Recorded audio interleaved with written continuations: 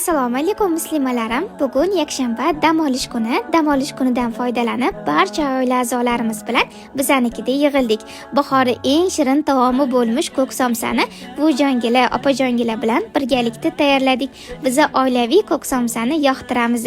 Buvijon bizaga qiymalarni solib berib turdilar. Xamirlarimiz tayyor edi. Ikkala opajonim bo'lsa, qiymalarni bizaga tayyor qilib berishdi.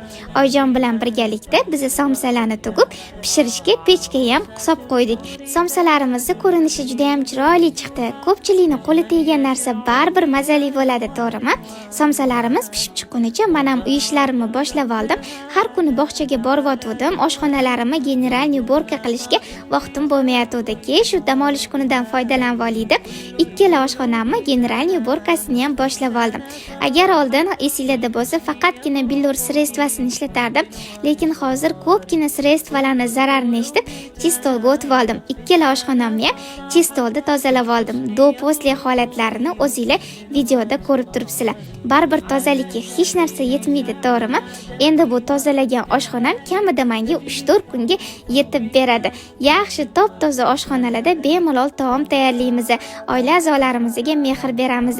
Xudo xohlasa, Ramazonga ham ozgina qoldi. Sekin astalik bilan eng go'zal bayramimizga ham tayyorgarlik ko'ryapman, qizlar.